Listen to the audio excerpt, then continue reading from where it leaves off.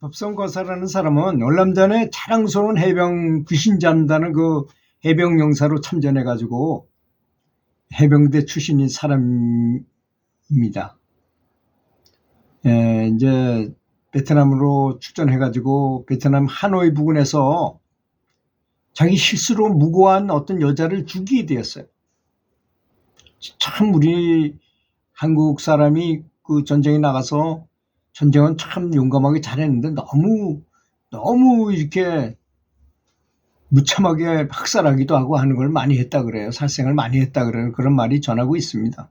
그래서 억울하게 죽은 여자의 서리빨 같은 한이 계속 이어지게 되더라는 것입니다. 그가 귀국하는 것을 따라서 한국까지 복수를 하러 따라와서 늘 그의 주변을 서성이면서 길을 엿보더라는 것을 느껴졌어요. 사람은 그렇게 죄를 짓고 나면 마음이 편치 못해가지고 그런 현상이 보일 수 있어요. 그렇지 않습니까? 그래서 맞은 사람은 발 뻗고 자지만 때린 사람, 죄진 사람은 발 뻗고 못 잔다는 말이 그런 말이죠. 어느 날 그 법성진 거사가 뭘 잘못 먹어가지고 식중독이 걸렸어요. 근데 병원에 가서 뭐 약을 좋다는 걸 다 먹어도 전혀 낫지 않는 아주 고약한 병에 걸린 거야. 요럴 때 이제 그런 원귀들이 이 사람을 해야 할 가능성이 아주 높아요. 그렇게 몸과 마음이 극도로 쇠약해져서 괴롭게 되자 이미 출가를 해서 스님이 된 친동생이 있었는데요. 그 동생 스님을 부르게 된 것입니다. 그래서 연락이 닿은 동생인 출가한 동생 스님이 집으로 찾아와서 형인 법성진 거사를 돌보게 되었어요. 그렇게 계속 배가 아프다가 문득 앞을 보니 자신이 죽였던 그 월남 여자가 머리카락을 쫙 늘어뜨리고 전신에 피를 흘리면서 현관문 옆에 서 있었고 자기를 째려보고 있는 그 무서운 모습으로 서 있었던 것이 보이는 것이었습니다. 물론 동생 스님 눈에는 보이지 않았지만 형의 말을 듣자마자 즉시 남의 아불타불을 계속 연불 했어요.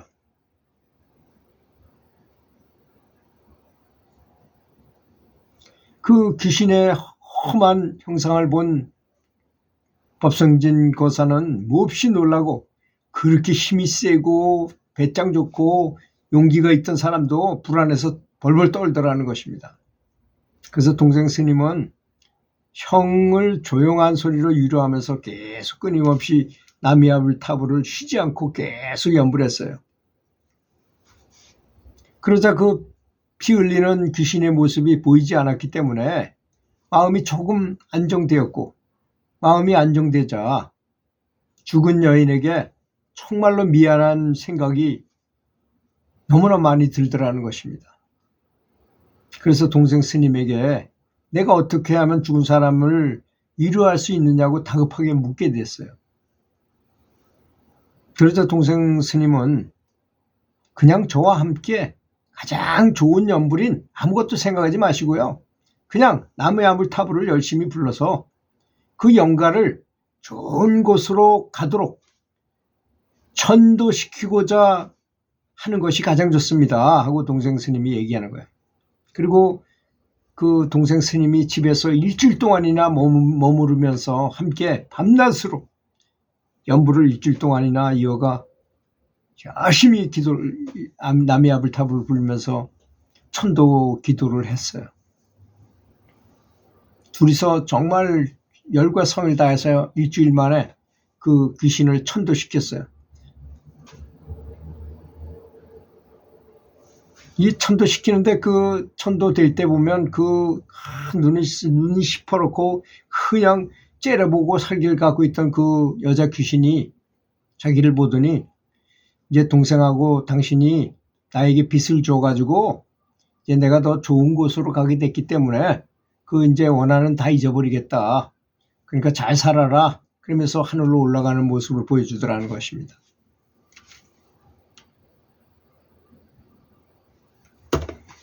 살생의 업이 이토록 큰 것이기 때문에 저는 참 걱정스러워요. 그 TV에서 낚시 방송이라든지 먹방 같은 거 있잖아요. 주로 고기를 먹잖아요, 거기서.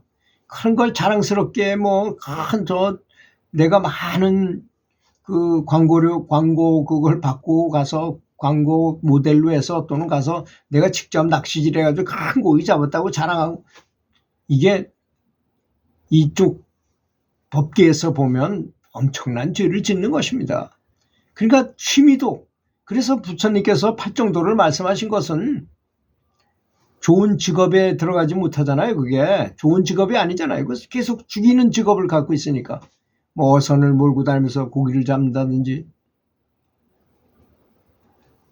어떤 선지식께서 말씀하시길 그런 말을 하더라고요. 그렇게 열심히 연불 해가지고 100% 이 사람은 극락한 줄 알았더니 나중에 보니까 다시 사람으로 태어났어요. 왜 태어났나 봤더니 집착을 했기 때문에. 연불 많이 하는 거하고 집착을 가진 거하고는 별 관계가 없어요. 놀라셨죠? 이게 그렇게 그만큼 중요합니다. 왜 부처님께서 탐진치, 삼독이 그렇게 중요하다고 말씀하셨을까요? 자, 내가 죄를 엄청 짓고 연불만 하면 다 된다. 되긴 되죠. 그런데 안 될 때도 많이 있다는 것도 아셔야 된다는 것입니다. 사람이 계속 이렇게 살아가다가 제일 중요한 순간이 있다면 바로 죽는 순간이에요. 죽는 순간. 이 사람이 어떻게 생각하느냐에 따라서 가는 방향이 정해지기 때문인 것입니다. 근데 만약에 어떤 사람이 평생 동안 연불을 열심히 하다가 죽을 때가 돼서 내가 돈을 감춰놨는데 그 돈을 못 찾은 거에 대해서 계속 생각한다거나, 누구를 장가를 못 보내고 내가 꼭 그놈을 장가를 보내고 죽어야 되는데 이런 생각을 했다가는 바로 그쪽으로 태어나게 된다는 것입니다. 기가 막히게 찾아서 그 아주 적당한 위치에 가게 된다는 거예요. 우리도 그렇잖아요. 사람이 화가 나면 눈에 보이는 게 없잖아요. 그래서 화나는 것도 나쁘다는 것입니다. 그래서 진짜 평상시에는 말도 안 되는 짓을 막 해요. 정말 파충류처럼 사람이 변해버려요. 뇌가 다 마비가 돼가지고 화가 나면. 그래서 탐진치가 그렇게 나쁘다는 것입니다. 탐욕을 하면 극락을 간주하는 분도 다시 태어나기도 한다는 것이니 놀라운 일일 것이고, 그래서 그걸 방지하는 방법은 한 가지밖에 없어요. 있을 때 최선을 다해서 잘해주고 쉬어라 이거야. 그렇잖아요. 우리가 저 사람한테 내가 최선을 다해서 잘해주면 미련이 없잖아요. 더 이상. 내가 빚을 졌어. 많은 빚을 졌어. 근데 빚을 열심히 해가지고 갚았어. 거의 다 갚았어. 조금 남겼다 하더라도 그건 별로 신경 안 쓸 정도까지 갚았으면 그 사람이 나한테 원수 안 지겠죠? 그런 것입니다. 또 화를 내는 것. 화를 내면 완전히 나에 있는 공덕, 아무리 연불을 많이 했어도 한 방에 휙 날아가 버린다는 것. 제가 수도 없이 말씀을 드렸죠. 감사하고 남이 잘 되게 하는 건 푸른 오라가 쫙 나갔다가 그거는 가만히 있어도 저절로 돌아와요. 새끼까지 쳐가지고 돌아와. 뒤로 주고 말로 받는 것이야. 그거는. 반대로 화내는 것은 붉은 기운인데 이건 나가면 완전히 내 공덕을 그렇게 어렵게 힘들게 쌓아놓은 공덕이 한순간에 다 사라진다는 것입니다. 화내는 것이 그렇게 어렵다는 것이, 무섭다는 것이죠. 다음 어리석은 거. 바보같이 하는 거예요. 바보같이. 제가 헌연불에 대해서도 말씀을 드렸잖아요. 정말 내가 하는 연불이 정말로 내가 성불하기 위한 것인가? 극락왕생을 할 수 있는 것인가? 매일같이 점검해 봐야 된다고 제가 말씀을 드렸어요. 그냥 연불하면 무조건 간다니까 그냥 헌연불을 하면서도 80년 연불하고도 반야용선에 못 올라가가지고 한 발을 들여놨다 내렸다 하는 사람이 허다한데, 그래서 연불은 개념을 정확하게 잡고 가야 된다는 것입니다.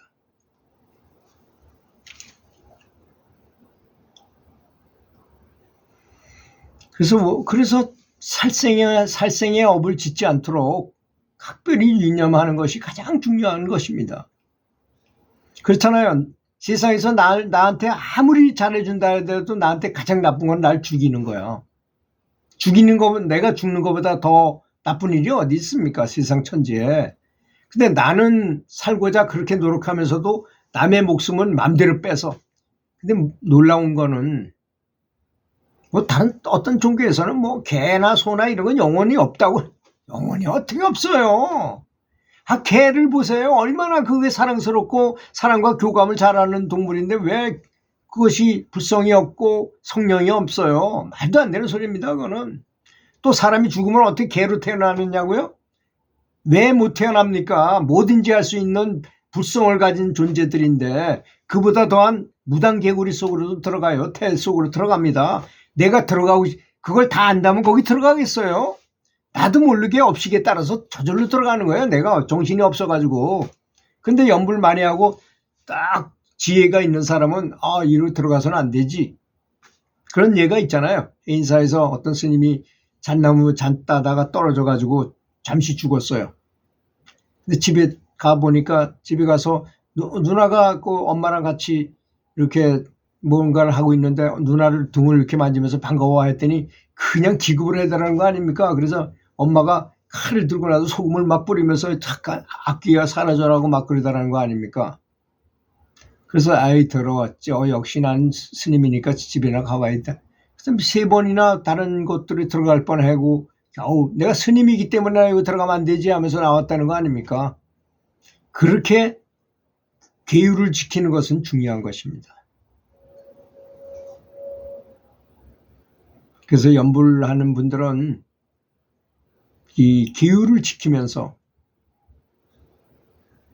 같이 계율과 함께 팔정도, 사성제 이런 5개라도 아주 간단한 5개라도 반드시 지키면서 그중에 살생업이 제일 무겁다는 것도 아시고 그 아까 처음부터 얘기한 이 스토리를 보면 그렇잖아요. 월남전에서 사람 하나 잘못 실수로 죽였는데 그렇게 오랫동안 고생하고 그 월남에서 여기가 얼마나 먼 거리면 거기까지 찾아와서도 계속 원수 갚으려고 그러는 거 아니겠습니까?